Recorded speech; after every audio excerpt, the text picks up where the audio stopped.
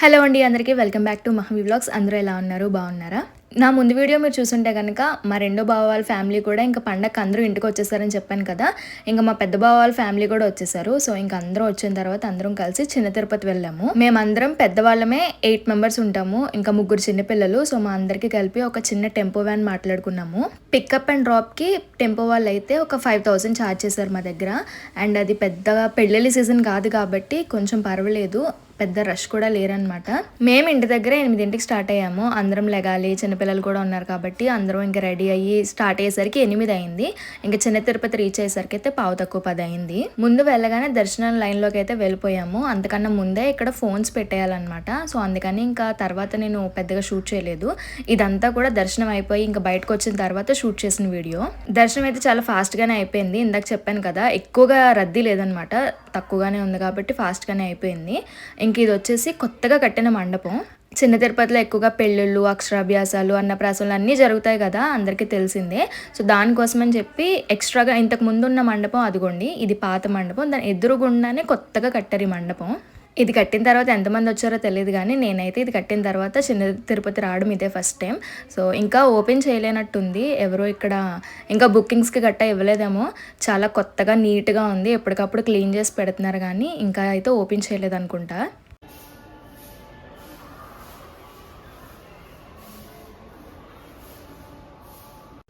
Same ఇంకా పాత మండపంలానే కట్టారు. ఇది కూడా చూడడానికి అయితే చాలా చాలా బాగుంది.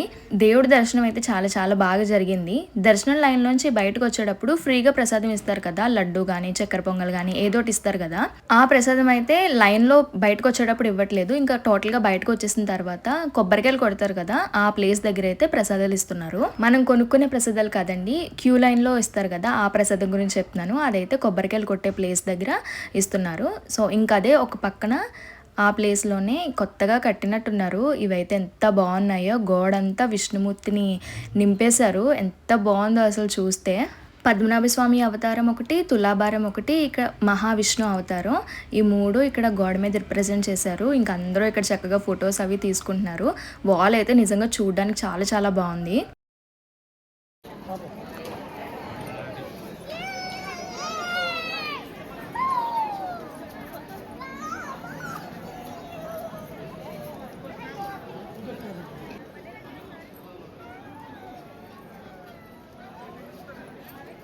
ఇంకా కాసేపు అక్కడ ఫొటోస్ వీడియోస్ తీసుకున్న తర్వాత అక్కడి నుంచి ఇంకా బయటకు వచ్చేస్తున్నాము. ఇప్పుడు అప్పుడే వచ్చారనమాట వీళ్ళు, కోలాటం చేసేవాళ్ళు కోలాటం చేస్తున్నారు. జస్ట్ అప్పుడే స్టార్ట్ చేశారు. సరే కాసేపు నుంచుని కోలాటం చూసి వెళ్దామని చెప్పి ఇంకా నుంచున్నాము.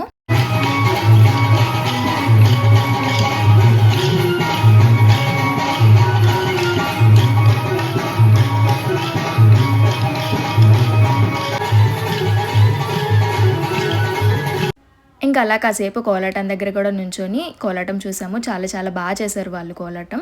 ఆ తర్వాత ఇంకా బయటకు వచ్చేసాము. వచ్చేసిన తర్వాత ఇక్కడ గోశాల ఉంటుంది కదా, సో ఇంక లోపలికి వెళ్ళి ఒకసారి అలా ప్రదక్షిణ చేసుకొద్దాము, కృష్ణుడికి దండం పెట్టుకుందాం అని చెప్పి వెళ్ళాము. ఎన్ని ఆవులు ఉన్నాయో, ఆవులు దూళ్ళు, చాలా బాగుంది. చక్కగా అలా ప్రదక్షిణ చేసుకొని కృష్ణయ్యకి దండం పెట్టుకొని ఇంక అప్పుడు బయటకు వచ్చాము.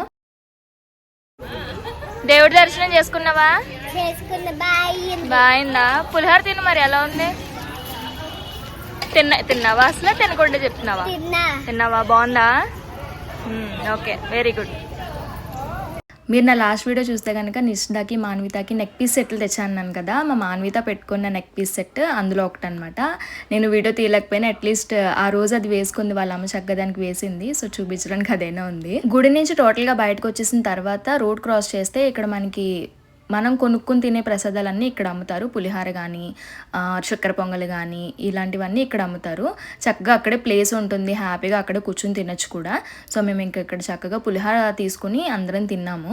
ఇంకా మేము దర్శనం చేసుకుని ప్రసాదం తినేసరికి మధ్యాహ్నం 12 అయింది. ఇంకా అక్కడ దేవస్థానం ఫ్రీ బస్ ఒకటి తిరుగుతుంది. తిరుపతిలో కూడా రోజు ఉచితంగా అన్నదానం అయితే జరుగుతుంది.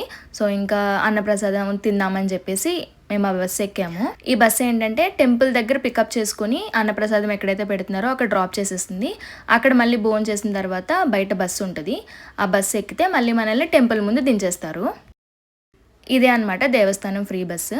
ఇంతకుముందు ఏంటంటే టెంపుల్ దగ్గరే టిఫిన్ తినడానికైనా భోజనం చేయడానికైనా చాలా షాపులు ఉండేవి. ఇప్పుడు ఆ కొత్త మండపం కట్టారు కదా, దానివల్ల మేబీ ఆ షాపులన్నీ తీయించేసారో ఏమో కానీ షాపులు అయితే ఏమీ లేవు. మనం తినాలి అనుకుంటే అన్నప్రసాదం ఈజ్ ద బెస్ట్ ఆప్షన్ అనమాట. చక్కగా అదొక మంచి పని కూడా, అందరూ కూడా ఆ రకంగా అయినా వచ్చి అన్నప్రసాదం తీసుకుంటున్నారు. చక్కగా ఫ్రీ బస్ కూడా ఉంది కాబట్టి టెంపుల్ దగ్గర నుంచి ఈ లొకేషన్కి డ్రాప్ చేయడానికి కూడా బాగుంటుంది.